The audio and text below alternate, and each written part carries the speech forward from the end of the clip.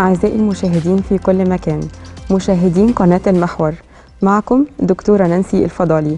أقدم لكم برنامجي مع الدكتورة نانسي ليقدم لكم كل ما هو جديد في الطب والدواء، ونفتح ملفات كثيرة تهتم بها المرأة والطفل والمجتمع.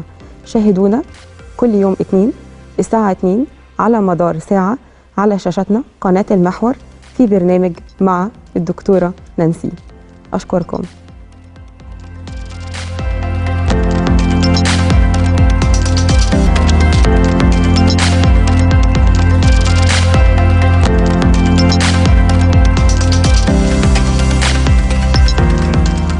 السلام عليكم ورحمة الله وبركاته. اليوم معانا أحد عمالقة وأعمدة الطب في مصر، أستاذ عمليات القسطرة بالقلب. معنا دكتور عادل إمام، والذي أطلق اسمه على أحد أهم أجنحة القسطرة بالقلب بالمعهد القومي للقلب في عام 2018 تكريما واعترافا بعلمه وتميزه. معنا اليوم أستاذ أمراض القلب بالمعهد القومي للقلب ورائد قسطرة القلب والشرايين في مصر. أهلا بسيادتك معنا يا دكتور. أهلا بيك. معنا أحد العلماء، مش معنا دكتور عادي أبدا، احنا معنا أحد العلماء. النهارده الرسالة اللي عايزين نوصلها للمجتمع كله إن احنا عندنا علم هنوصله للمجتمع. العلم ده بيأديه نخبة متميزة من العلماء المصريين اللي بنشرف كلنا كمصريين إن هم موجودين معانا. طبعا احنا في الفترة اللي فاتت في بعض المفاهيم اللي انتشرت كنا محتاجين ان احنا نصلحها، ومفاهيم تانية ان احنا نقول نأكد على صحتها. منها ايه؟ عندنا حاجة دلوقتي بقى منتشرة جدا اسمها الطب الوظيفي. ما هو الطب الوظيفي؟ الطب الوظيفي بيمارسه دلوقتي أطباء حاصلين على أعلى الدرجات العلمية في الطب. بيميل الدمج بين الطب العادي والطب الوظيفي في علاج الأمراض، خاصة في ظل غياب العديد من الأسباب لوجود أمراض فعلية. زي مثلا بنقول إن الضغط العالي موجود، طب إيه الأسباب بتاعته؟ 80% إتيوباثيك، بنقول يعني مش عارفين لسه برضو إيه الأسباب، فنحطه تحت قائمة الاسترس أو العصبية أو يعني المسميات أخرى، وسيادتك هتتفضل تقول لنا إيه الأسباب طبعا. فعلشان إيضاح للمتابعين هيجي معانا إن الطب الوظيفي ده هيكون عبارة عن نوع من أنواع الطب البديل، اللي مؤيدوه بيقولوا ان هو بيتمركز على التفاعل بين البيئه والجهاز الهضمي، الغدد الصماء، الاجهزه المناعيه. بيحاول اصحاب المهنه ان هم يطوروا خطط علاج فرديه للمرضى اللي بيعالجوهم. يعني ان الطب الوظيفي بيشتمل على عدد من الطرق والعلاجات غير المثبته، يعني مش هنقول ان هي ليها سبب او في اثبات علمي على صحه الكلام او تاكيد ليه، لكن واضح مثلا ما اجي اقول كل موز علشان هو بيحتوي على فيتامينات كذا فهي اوريدي فعلا احنا عارفينها. طيب بيقول لمريض الضغط العالي خد اقراص مغنيسيوم، خد اقراص بوتاسيوم، كل الاكل ده بشكل معين، تناول المشروبات دي بشكل معين، واحنا كده هنبدا ان احنا نعالج المرض. راي حضرتك ايه في هذا المفهوم؟ وهل بالفعل ممكن ان الطب الوظيفي يتم دمجه، او هو اصلا مدموج بالفعل بس دون اعتراف بيه او بالمسمى بتاعه او مسمى الطب الوظيفي تحت الطب العادي؟ هل ده بالفعل موجود او بيتم ممارسته وسيادتك من الاطباء التي بيثني على استخدامه؟ يعني هو لو كنا هناخد على حسب الكلام اللي حضرتك قلتيه، هو يعني ممكن طبعا في حاجات كتيرة فيها المواد او الكيماويات اللي بنستعملها في الأدوية. يعني مثلا في الحاجة عشان تنزل الضغط في الطب الوظيفي ده، ممكن نقول الكركديه مثلا بينزل الضغط، ممكن نقول الجوافة بتضيع الكحة، قشر الورق الجوافة. وفي أدوية معمولة من يعني كل الأدوية، الأنتي أوكسيدنتس مثلا، الرمان والبرتقال، اليوسفندي، الكيوي، كل الحاجات دي بتستخدم برضو في صناعة الدواء. يعني من الممكن اعتمد عليها هي اعتماد بشكل قد ايه جنب الدواء؟ يعني هل استغنى عن الدواء ولا استخدمها الى جانب؟ عشان الواحد يعمل قرص من حاجة يستهلك له كيلو. ايوه ده اللي احنا عايزين نتوصل ليه، ان فعلا مثلا الشاي الاخضر كانتي اوكسيدنت، احنا لسه كنا بنتكلم ان علشان يؤدي غرضه ويوصل الفايده اللي احنا منتظرينها لازم 3 اكواب. هل مين اللي هيبقى مستطيع ان هو يوفر لنفسه برضو ده؟ بس على انه هو انتي اوكسيدنت، ثقافه الطب الوظيفي المفروض تنتشر. ما دام حضرتك شايفه ده برضو، انا يعني من خلال الرد ده ان حضرتك من انصار ان الطب الوظيفي من الافضل انه يتم توظيفه الى جانب الطب العادي اللي اعتدنا عليه. بالظبط، يعني بدل ما الواحد يشرب الحاجات الغازيه الضاره، يستبدل كوب الشاي الاحمر او الاسمر او يشرب كوبايه شاي اخضر. تمام. يعني بدل الحاجات دي ياكل فاكهه بدل الدهون. ولو ان الدهون فيها فيتامين د اللي هو طالع الموضه بتاعته دلوقتي. كل حد فعلا كل حد يقول له نقص. اي نقص فيتامين د هي المشكله الاساسيه اللي بتعاني منها، وات ايفر هي كانت ايه. لا طبعا هي مش حقيقي. لا لا لا. طب ايه تصحيح للمعلومه ان فيتامين د ايه اهميته؟ اهميته في تكوين العظم. لكن الامراض المناعيه وامر السرطانات يقول دلوقتي روح اعمل تحليل فيتامين د، لو انت عندك نقص في فيتامين د انت عرضه للاصابه بالسرطان. هل ده صح؟ لا انا ما اعرفش. لم يثبت، ما فيش دراسه تاكد. ما اعرفش. طيب احنا من خلال الفتره الحاليه العالم كله في حاله من الرعب.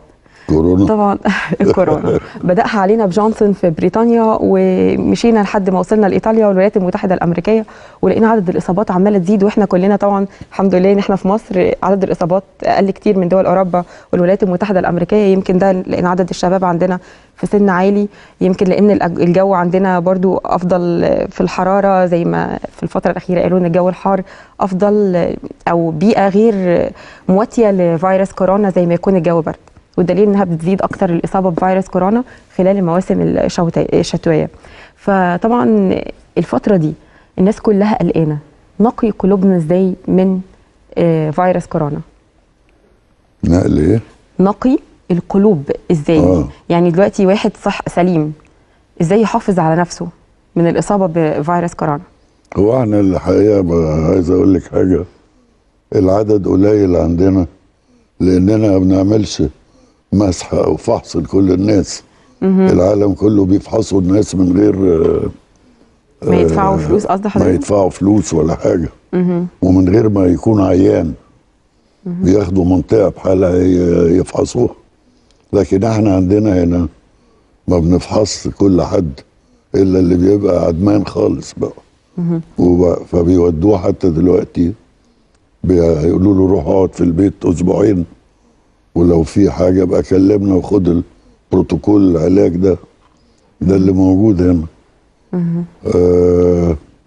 بس هو في تقارير بتطلع طبعا بشكل دوري من خلال وزاره الصحه بتقول فيها الاعداد اهي اللي انا مؤكد عندي اصابتها اللي هي ادت بالفعل المسحه، وبتقول بعد كده كان يعني بعد ما بتظهر نتيجه المسحه بيقولوا الرقم ده اضربوه في رقم تاني. ليه؟ في ناس جالها مش عارفه بالظبط، مش كل واحد جاله برد ضعيف، يعني هي اصابه الناس تختلف درجه شدتها من شخص لاخر. مش هيجي شاب قوي اتعرض لفيرال لود قليل مثلا، او يعني تعرض لحد مصاب بشكل بسيط زي واحد قاعد في اي سي يو في انتنسيف كير يونت مثلا، واحد المناعه بتاعته عاليه، او واحد مناعته قويه. والحمد لله ان احنا اكيد في مصر دوله مختلفه في المناعه، عن مناعه اقوى للمصريين طبعا من دول ثانيه. وممكن حضرتك تقول لنا الاسباب ليه مناعه المصريين اقوى؟ مناعه المصريين اقوى لانهم يعني اتفرجي على عيال في الشوارع ممكن ياكل حاجه تقع ياكلها. اتفرجي في الارياف مثلا التراب، الدبان، الحاجات دي، يعني العادات المصريه القديمه او العادات الشعبيه العاديه والفولكلور العادي ده اداله مناعه. طب كويس الحمد لله. يعني الخطوه دي اللي احنا بنتكلم فيها طبعا، ايه هي الطرق اللي ممكن مريض القلب يتبعها علشان يقي نفسه من الإصابة بفيروس كورونا؟ هو أول حاجة الحقيقة بالنسبة لانتشار الفيروس ده إن الواحد يلبس الكمامة. يعني حتى الواحد في البيت، لأن بيجي البواب بيجي بتاع جرايد بيجي بتاع الدليفري، فبيجي نجار، بيجي سباك، يعني ما انتش ضامنه مين اللي بيخش في البيت. خاصه في ظل غياب الاعراض. طبعا. وفي الشارع طبعا ما انتش عارفه مين اللي جنبك، ولا مين اللي كح، ولا مين اللي عطس. فده اول حاجه. وبعدين الاهتمام بنظافه الايدين، عشان لمس لاي حاجه يبقى نظفنا ايدينا. مش ضروري كحول، ان شاء الله بميه وصابون بس. او مش طريقه ضروري. الغسل الطبيعيه، ان احنا لمده دقيقتين 3 نوصل الميه والصابون لكل اطراف الايد وكل جزء فيها. بالظبط. طبعا احنا عارفين ان الفيروس ده حجمه قد ايه، حجمه ضئيل جدا. البعد عن المناطق الزحمه. ما اروحش فرح، ما اروحش عزا، طبعا ما نروحش سينما. الحتت المقفوله دي ما اروحهاش. انا لو اضطريت ان انا اروح اقعد في حته شمس فيها هواء وبعيد عن الناس. يعني الواحد يقعد بعيد عن اللي جنبه، ما يقعدش افضل طرق لازم. الوقايه هو طبعا احنا عرفنا خلاص فدي اهم حاجه، التباعد الاجتماعي اللي بقى مطلوب. اهم حاجه طبعا. طيب لو احنا قلنا ان انتشرت بعض الاشاعات، حضرتك اللي هتصححها، اذا كان مريض القلب عليه انه يتوقف عن تناول العلاج خوفا من ان يقل جهاز المناعه نتيجه ان هو بيتناول علاجات للقلب مثلا، ولا لاي دواء تاني، لاي مرض تاني قصدي، يبقى ده معناه ايه؟ لا، ما فيش علاج للقلب بيقلل المناعه. تمام. مبدئيا اذا كل مريض قلب عليه الاستمرار في تناول العلاج بشكل. ما فيش علاج بيقلل المناعه. الحاجات اللي بتقلل المناعه اللي هم بياخدوا ادويه لعلاج الروماتويد، العلاجات البيولوجيه اللي هو بعد استبدال الاعضاء، زرع الاعضاء، القلب او الكبد او الكلى. فدول بياخدوا ادويه بتقلل مناعتهم. والكورتيزون. ما هو من الادويه اللي بتقلل المناعه يعني بشكل واضح. الكورتيزون، ولو انه من الحاجات الاساسيه اللي بيستخدموها في البروتوكولات العلاجيه، لكن رغم ان هو بيتم استخدامه في البروتوكول العلاجي، انما بيتم تقريبا يعني مع الاشخاص الغير مصابين بمرض مناعي اخر. طبعا. يعني ده اللي احنا يعني ما ينفعش واحد عنده مثلا مشكله امراض السرطانيه واقول له تعالى هديلك دلوقتي كورتيزون بجرعه ينفع تعالج بيها فيروس كورونا. طبعا القلب هو اهم عضو في اعضاء الجسم، هو المسؤول انه يوصل الغذاء لكل اعضاء الجسم. كيف تتم هذه العمليه ببساطه وبسهوله للمواطن؟ هو القلب عباره عن مضخه، بيجي الدم الوريدي اللي هو اللي ما فيهوش اكسجين يطلع من بالاورده لغايه الاذين الايمن في القلب، وبعدين يجي على البطين الايمن يروح طالع للرئه ياخد الاكسجين ويرجع الناحيه الشمال من القلب يتوزع على الجسم. هو دي وظيفته.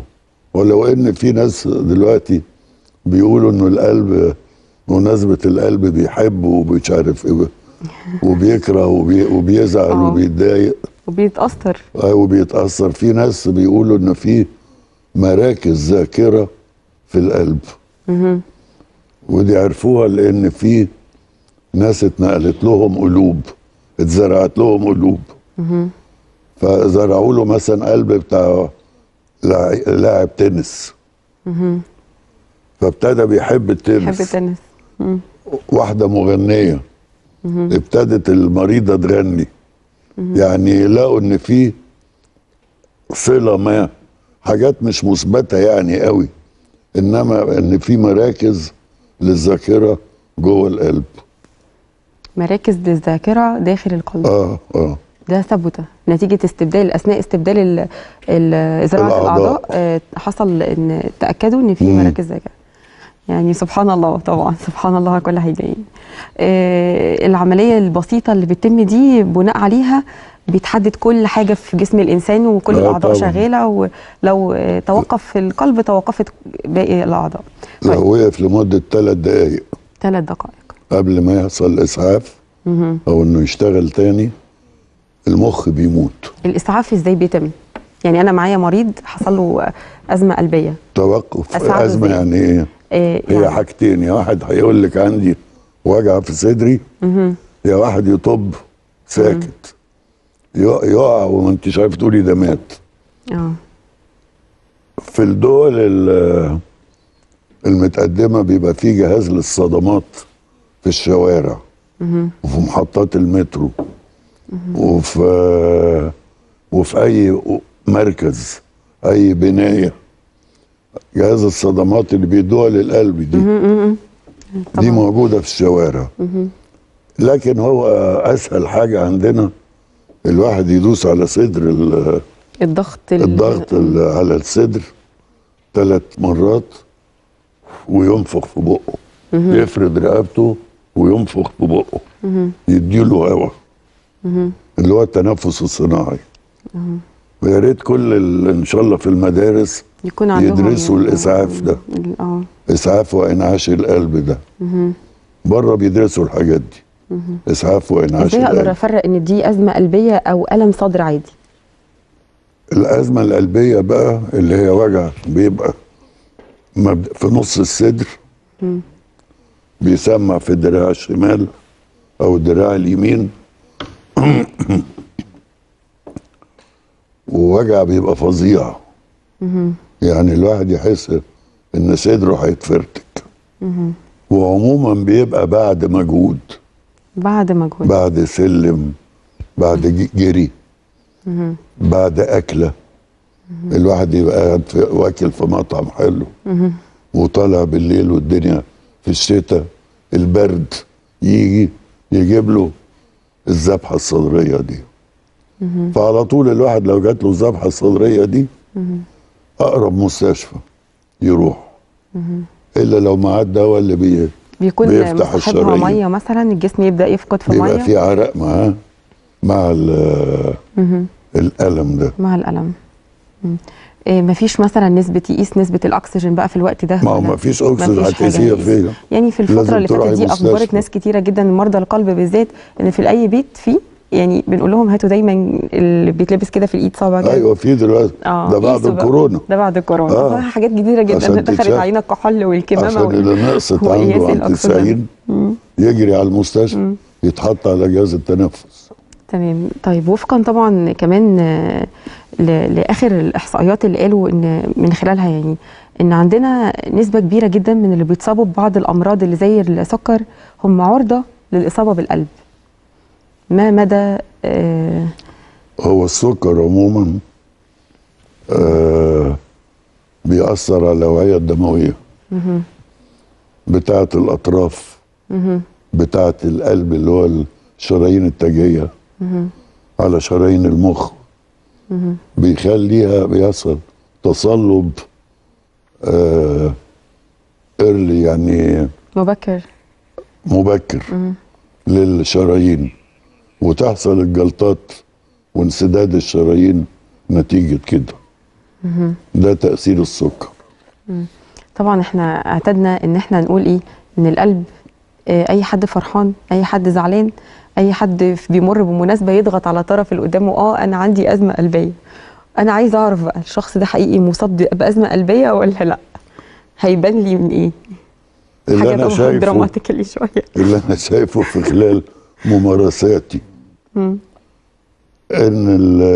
الناس بيمثلوا، عشان واحد عايز يخض ابنه او واحده عايزه تخض ابنها انه ما يتجوزش فلانه وما يسافرش، تقول له قلبي انا قلبي هيقف. وده اغلبه بيبقى تمثيل. انما الوجع بيبقى وجع بقى، يعني الم لا يحتمل، يعني مع الاعراض اللي حضرتك وصفتها. وبيكون في تاريخ، يعني ان عندهم حاجه في القلب. لازم يكون في هيستوري مسبق، تاريخ مرضي مسبق علشان ابقى يعني عشان الواحد يتاكد، الا لو كانت في الحاله الاولى. طبعا. نطلع فاصل ونرجع تاني مع حضرتك. اوكي.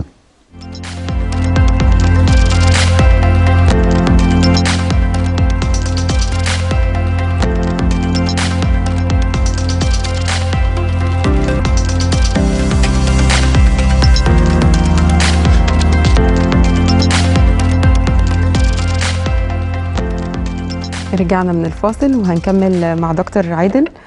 كنا عايزين نستفسر عن حاجة ممكن نكون كلنا بنعاني منها، لكن امتى تكون الحاجة دي مرضية وامتى لا؟ النهجان.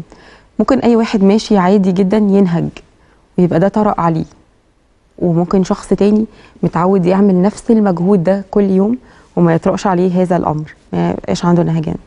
امتى النهجان ده ممكن يظهر مع شخص، وامتى اقول عليه نهجان مرضي، وامتى اربط النهجان ده بامراض القلب؟ لان احنا كتير قوي مننا بيتعب لو حصل ده، بحيث ان ضربات قلبه معاه اختلفت، بدأ ان هو خفقان قلب. فحابين نوضح ده. هو النهجان طبعا بيحصل نتيجة يا إما مرض تنفسي في الرئة أو مرض في عضلة القلب. عضلة القلب بتبقى القوة بتاعت الضخ بتاعتها بتقل نتيجة ضيق في الشرايين التاجية أو جلطات في الشرايين التاجية. بس أغلب الناس بقى بينهجوا أولا ما بيمارسوش رياضة. ثانيا الوزن الزيادة. فالوزن الزيادة بيبقى كأنك تجيبي حصان يجر عربية حمولته 50 كيلو تحطي له 100، طبعا هيبقى القوة بتاعته أقل أضعف وأقل ويعمل مجهود أكتر. طب لو أنا عايزة أشخص مريض على إن ده النهجان ده بسبب القلب، هعرفه إزاي عشان ما نتدخلش؟ يعني اللي زايد وزنه عارف، اللي ما بيعملش رياضة عارف نفسه إنه نعمل له موجات صوتية للقلب ونعمل له رسم قلب ونشوف الكفاءة لكن بتاعته. ساين من غير ما ندخل في التحاليل والأشعات، مش يعني ما نقدرش نستدل بيه قوي إلى جانب النهجان إن ده حاجة مشكلة في القلب. يعني ما بيشتكي المريض الدكتور بيقدر يعرف إذا كان ده نتيجة القلب ولا حاجات نفسية شوية. إنما هو عشان الواحد يتأكد بيعمل رسم قلب وبيعمل موجات صوتية للقلب عشان نشوف العضلة كفاءتها قد إيه. بالنسبة للتوتر، التوتر سمة من سمات الحياة في الوقت الراهن. واحد فرحان عنده امتحان، عندها حالة ولادة، بنتها هتتجوز، هي هتسيب شغلها، هتتنقل، وات ايفر، هيحصل عندنا شوية مصطلحات كده مع العصر: القلق والأرق والتوتر. مصطلحات موجودة بس زادت علينا في الفترة دي. ما مدى تأثيرها على القلب؟ يعني القلب أنا قاعدة أهو وتوترت، هيحصل فيه إيه؟ قلبك هيضرب بسرعة. تمام. ضربات القلب السريعة، ضربات القلب تزيد مع شخص تاني يعني غير سليم، عنده مصاب بمرض قلب، هيأثر معاه ازاي؟ لو واحد ما عندوش مرض قلب شو يقول لك عينيه تحمر ويعرق، شعر ايديه يقف، وضرب قلبه يضرب بسرعة. يدخل في بانيك اتاك ولا لا؟ ما فيش الحاجات دي بعيدة عنها. في طبعا بانيك اتاكس. في ناس بيجي لهم بانيك كتير حتى لو ركب طيارة مثلا، لو راح وفي من غير حاجة تبص تلاقيه واقف في معرض في السينما بتاعه يروح طابب واقف. بيكون فزع شديد في النوبات، فزع شديد، ان البانيك اتاك بالظبط. ويعرق ويغمى عليه كمان. كل ده نتيجة بس التوتر او القلق. ممكن واحد يتفرج على ماتش كورة نادي بيحبه قوي ويتغلب قلبه يقف. بتحصل كتير في الماتشات الرياضية دي طبعا. فعلا. واثناء اللعب ممكن اللاعب من كتر ما بذل مجهود، ودي سؤال بيجي دي حاجة تانية دي. هل بذل المجهود او المشي او الجري او ممارسة الرياضة بشكل قوي وعنيف ممكن يسبب مشاكل في القلب؟ خصوصا في مرض اسمه الهوكم او تضخم الحاجز اللي بين البطينين. ده حاجة وراثية يعني بتحصل. ففي لعيب كورة يقولوا لك مات اللعيب ده وهو بيلعب. حصلت كتير. في واحد مشهور كان فيهم في النادي الاهلي باين او حاجه. ده بيبقى فيه تضخم خلقي في الحاجز اللي بين البطينين، ومن بعدها زودوا الفحص بالموجات الصوتيه عشان نعرف لعيبه الكوره دول عندهم المرض ده ولا لا. بشكل مسبق يعني. يعني مع الفحص الطبي زودوها، ما كانتش موجوده. يعني دلوقتي نقدر نقول ان المشي ممكن يأثر بشكل سلبي ولا؟ لا المشي المعقول ما يأثرش. ده حتى اللي عنده القلب بننصحه انه يمشي كل يوم، بس ما يمشيش بطريقه متعبه، يعني ما يقعدش 3 ساعات ماشي. يعني انا بنصح مثلا الواحد يبتدي 10 دقايق، يزود كل يوم 5 دقايق لغايه ما يوصل ساعه مثلا في اليوم. يعني ما ياخدهاش مره واحده، لازم التدريج حتى في ممارسه النشاط الرياضي بالزبط. عشان ما يفاجئش القلب بمجهود زياده عليه. بالظبط. هو مطلوب منك ده النهارده هتأديه، بكره هنزود شويه، هيبدا هو يتعود ويتأقلم ان هو بيشتغل بشكل مكافئ للنشاط اللي هيقوم بيه. بالظبط. حاجه كمان، يعني امتى اقول ان الاوميجا 3 معروفه انها ليها فوائد كتيره جدا؟ ايه هي فايده الاوميجا 3 خاصه للقلب، يعني القلب بالتحديد؟ الاوميجا 3 بتنقص الدهنيات الثلاثيه اللي في الدم.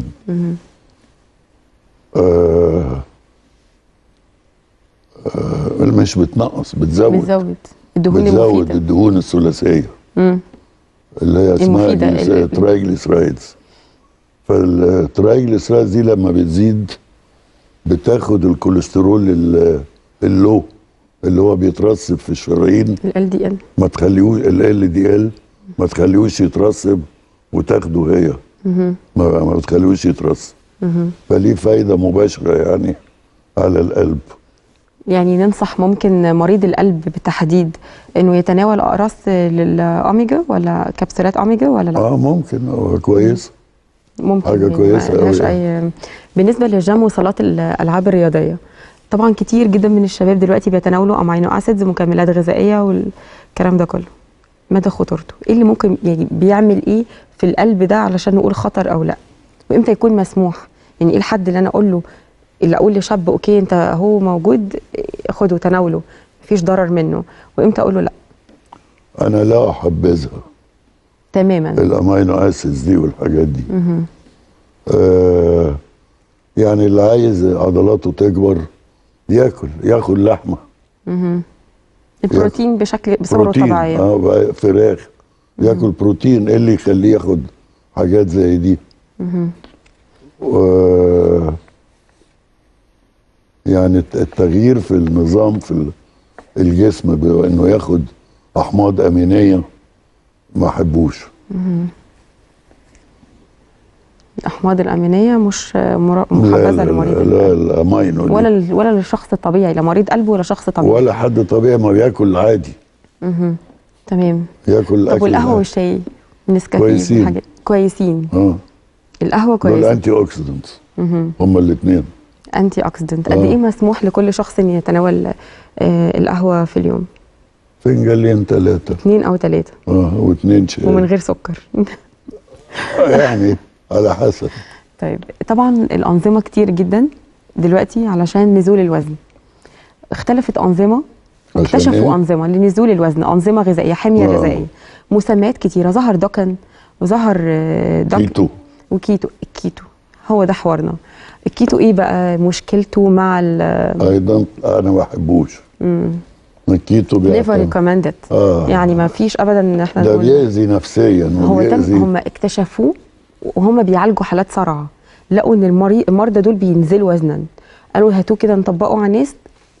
انقسم الاطباء، جزء اصلا بقى بيعمله مش بس بينصح بيه، وجزء تاني بيحذر منه. انا لسه شايف واحد قريبي مهندس بقاله 2 شهرين ماشي على الكيتو ده. خس 12 كيلو ولا في شهر باين. بس بقى عصبي جدا نتيجة مفيش كارب. كارب من الكارب طبعا. كربوهيدرات. كيتو اسيدوز اللي هو ده في ناس اللي هم بيبقى عندهم الفشل الكلوي بيخشوا في كيتو اسيدوزس. الحموضه بتاعت الدم بتتغير من الحاجات دي. فانا لا انصح بالحاجات دي. انا انصح ما ياكلش او ويعمل يتبع رياضه حميه غذائيه معتدله على ويعمل سعرات حراريه رياضة. مثلا، ودخول كافه العناصر الغذائيه داخل النظام افضل من ان او هو يعمل يفقد. عمليات تحويل بقى ده في حالات للمسار والبتاع. ايه هي الفروق ما بين اعراض النوبه القلبيه والسكته الدماغيه والقلب، مرض القلب الروماتيزمي؟ مرض القلب الروماتيزمي عموما بيبقى نتيجه حمى روماتيزميه من سن الواحد معين؟ خدها وهو صغير، بتاثر على صمامات القلب، خصوصا الصمام المترالي وصمام الاورطه، وبتؤدي الى ضيق في الصمام او ارتجاع في الصمام. لكن الذبحه الصدريه بتبقى ضيق الشرايين التاجيه اللي هي ماشيه فوق القلب، الشرايين دي زي التاج. دي الذبحه الصدريه ملهاش علاقه ملهاش علاقه بالصمامات. ايه اكتر خطوره على القلب، الضغط المرتفع ولا المنخفض؟ يعني احنا في ناس بتقول انا ضغطي باستمرار 130 على 90، وناس تقول انا السنه 90 على 60، وعادي لما قيسوا، عادي لما تقيسوا تلاقوه 90 60. احنا عايشين كده. وده كمان الكيس الثانيه اللي هو الضغط اللي بالنسبه لنا احنا شايفينه ده ضغط مرتفع، لا عادي مفيش اي ساينز تخلينا نقلق، ده احنا ماشيين في حياتنا كده. مين الاخطر؟ الاخطر الضغط العالي.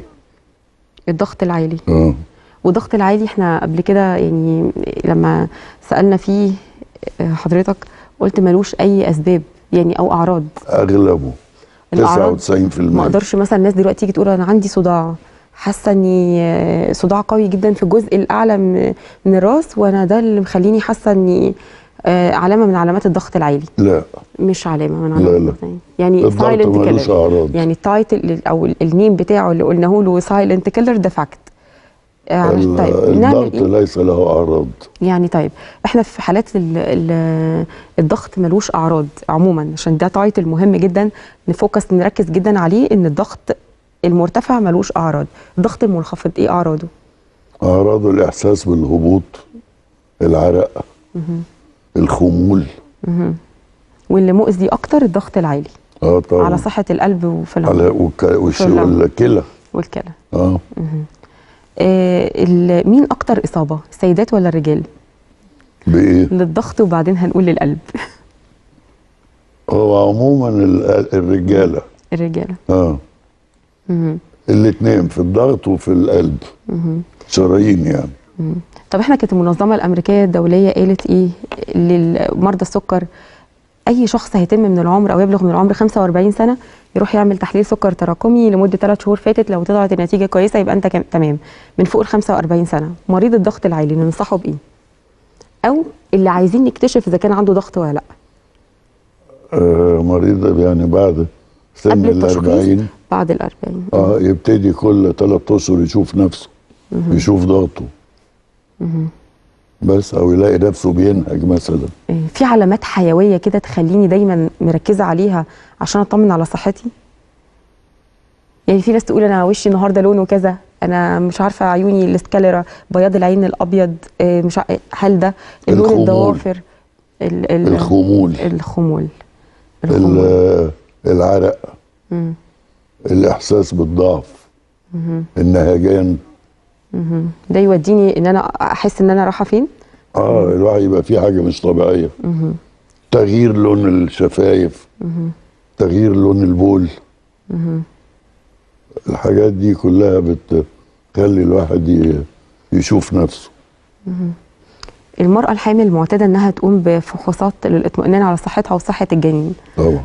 ودايما بيتم اجراء الموجات الصوتية، فحوصات الموجات الصوتية وال4 دي وغيره خلال ال3 شهور والشهر الخامس.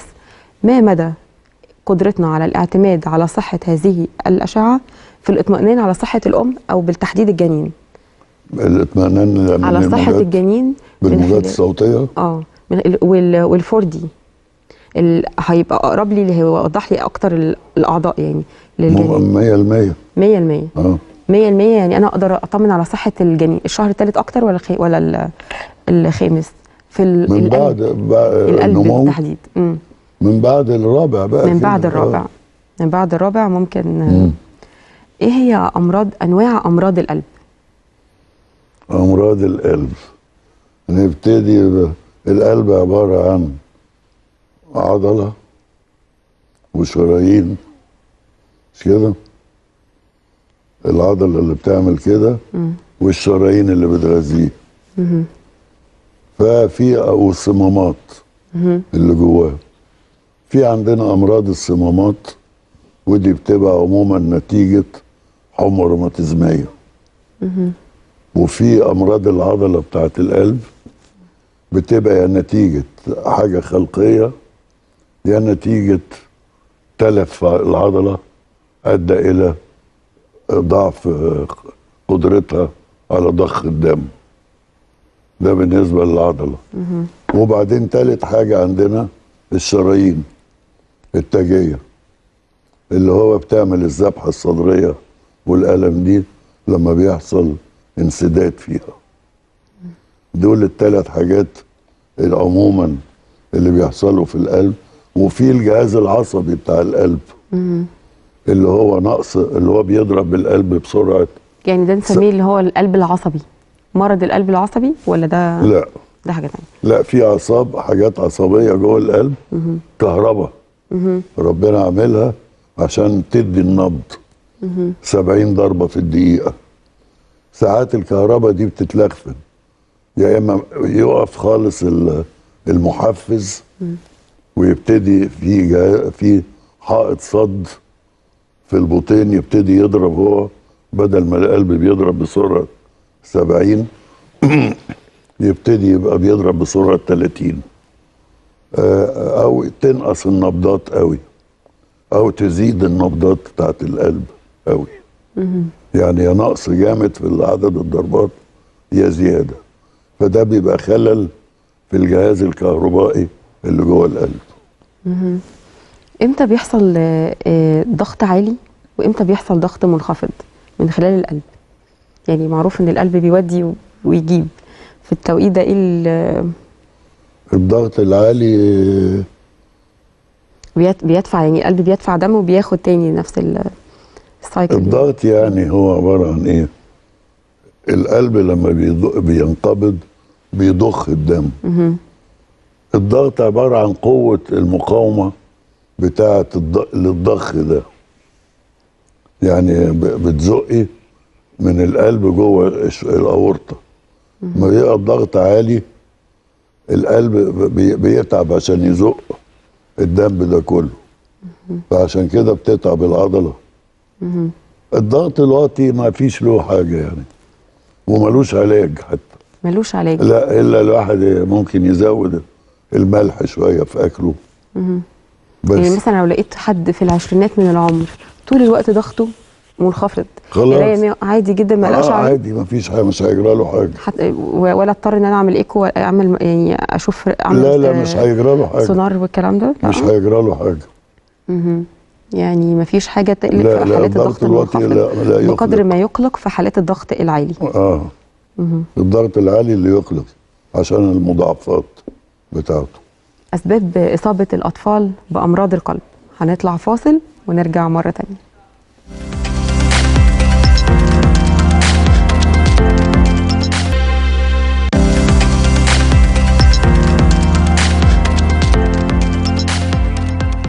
ورجعنا تاني بعد الفاصل مع الأستاذ الدكتور عادل إمام، استكمالا للإجابة على سؤال أسباب إصابة الأطفال بأمراض القلب. الأطفال بيبقوا عموما بأول حاجة العيوب الخلقية، ينزل عنده ثقب بين الأذينين أو ثقب بين البطينين أو اختلاف وضع الشرايين والأوردة بتاعت القلب. دي الحاجات اللي الأطفال، أو ضيق في الصمامات، دي الحاجات الخلقية. اما بيكبروا بقى شوية ممكن تجيله حمى روماتيزمية نتيجة اللوز. عموما بعد اللوز لما بتيجي في الميكروب اللي هو اسمه الميكروب السبحي، فالدكاترة بيوصفوا المضاد الحيوي، والأم تلاقي ابنها بعد يومين الحرارة راحت وخلاص، بس بيبقى لسه الميكروب نشط. فانا بنصح دايما اجراء ياخدوا المعادلة 10 ايام اه المضاد الحيوي في الاطفال اللي يجي لهم لوز.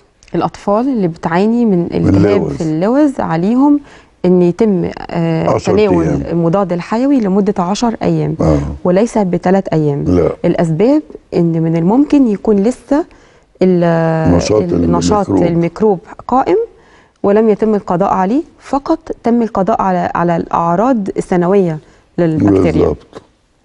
يعني اذا تناول الانتيبيوتيك لمده 10 ايام. الام او السيده المصابه بالقلب ليها القدره انها تبقى حامل؟ مش كل الامراض. مش كل الامراض. يعني اللي عندها ضيق في الصمامات هتتعب قوي. ضيق في الاورطه هتتعب اكتر من اللي عندها ضيق في الصمام المترالي. فبيبقى الواحد بينصح انها تتعالج الاول قبل ما من ضيق الصمامات دي قبل ما تحمل. في حاجه اللي هو ما بنحبسش ابدا الحمل فيها، اللي هو ارتفاع ضغط الشريان الرئوي البرايمري، اللي هو الاولي. اللي عندها ارتفاع في ضغط الشريان الرئوي بننصحها بلاش الحمل، لانه ضرر على الجنين وعليها. ولو ان في حالات الستات بتقول لك لا احمل، اموت. وشفت واحده جزء من انسانيه المراه او حياتها انها تكون خلفت 4 بس ماتت بعد الرابع. 4 طبعا. طبعا الحمد لله. في علاقه ما بين العمر والاسبرين والقلب. ليه دايما في نصيحه الناس بتقولها لبعض بعد عمر بعد ال40 ناخد قرص اسبرين عشان يقينا من جلطات القلبيه؟ هو الاسبرين الماده دي الاستال ساليسيليك اسيد ده بيقلل قدره الصفائح الدمويه اللي ماشيه على الالتصاق. فبيخليهاش تلتصق وتكون جلطات، خليها سايبه دايما. يعني بالفعل ليه دور مهم. ليه يعني دور. الاسبرين بعد ال40 من العمر بينصح تناوله قرص في اليوم كوقايه من تكوين جلطات قلبيه. طيب الام الاسنان هل بالفعل بتسبب خفقان للقلب؟ لا، هي بتسبب حاجه تانية اوحش. السنان المسوسه والالتهاب اللثه من اكتر الاسباب لاصابه الشرايين التاجيه والجلطات والذبحه الصدريه. اللي هو السنان اللي هي التهاب اللثه والتسويس الاسنان من اكتر اسباب الاصابه بالامراض الشرايين. لما بنقول ان الطفل عنده حراره عاليه، امتى اقول ان الحراره دي هتاذي القلب؟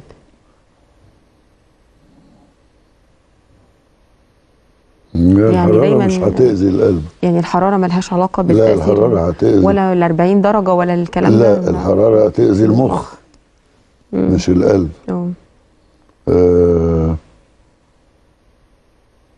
هي تسرع النبض بس قوي، تخلي النبض سريع جدا. كل ما تزيد درجه الحراره يزيد النبض. طيب ايه هو الكوليسترول؟ وامتى اقول عندي ايه الكوليسترول النافع وايه الضار، وايه اللي يزود لي النافع، وازاي اقي نفسي من مشاكل الكوليسترول؟ الكوليسترول احنا عارفين فيه صنف ضار اللي هو اللو دنسيتي قليل الكثافه ده، وصنف مفيد اللي هو الهاي دنسيتي عالي الكثافه.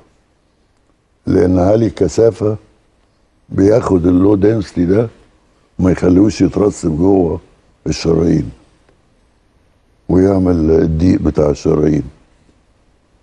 وفي بقى ادويه كتير، في حاجات زي الاوميجا دي مثلا، وفي ادويه تانية زي الاوميجا لعلاج الكوليسترول العالي اللو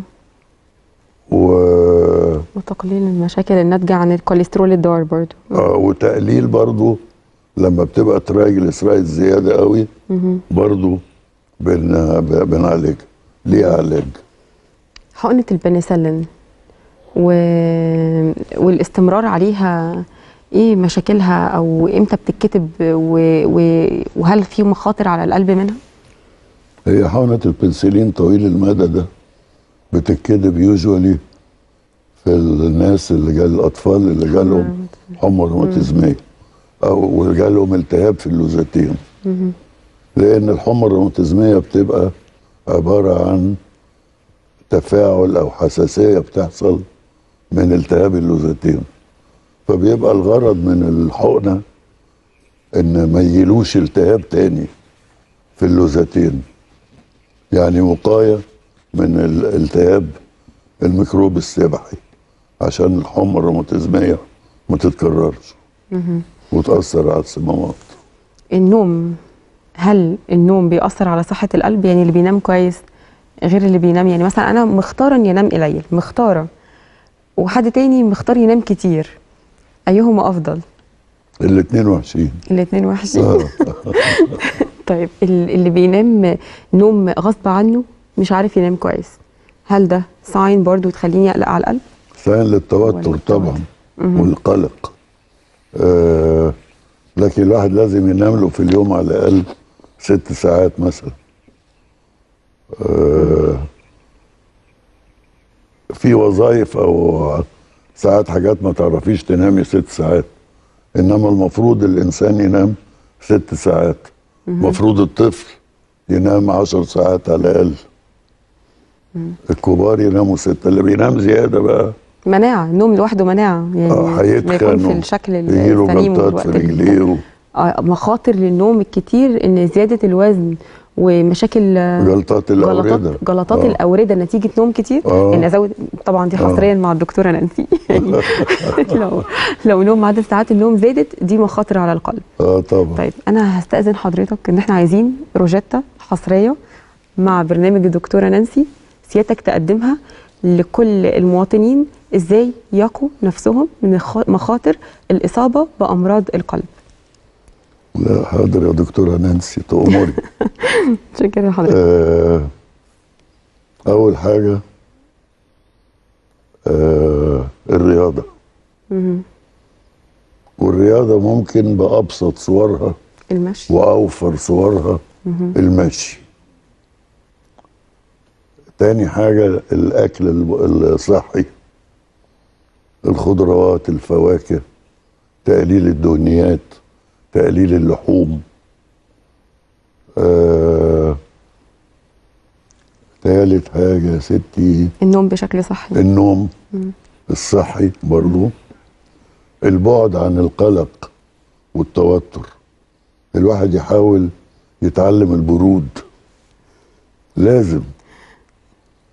يعني ما يقعدش الصبح وهو نازل واحد يخبطه بالخبطة صغيرة في العربية ينزل ويتخانق ويفتح ويعلي صوته ويبتدي اليوم بالخناق. يعني أنا شخصيا وأنا سايق لو واحد خبطني وأنا ماشي بدل العربية ماشية وما بقفش. لو أنا اللي خبطت بقف، ينزل أقول له بقول لك إيه، خد الكارت بتاعي أهو، روح صلي عربيتك وكلمني أو خلي صلحها يجي لي. يعني الواحد يحاول الدنيا مش مستاهله يعني. يبعد عن القلق والتوتر والنرفزه. نشكر حضرتك وسعدت جدا جدا بلقائي حضرتك معاك النهارده والبرنامج واسره البرنامج مع الدكتوره نانسي. شرفنا بلقاء حضرتك وانتظرونا في حلقه قادمه ان شاء الله من يوم الاثنين القادم الساعه 2 في حلقه جديده ومحتوى جديد. شكرا والى اللقاء. شكرا يا دكتوره نانسي. متشكره حضرتك. متشكر.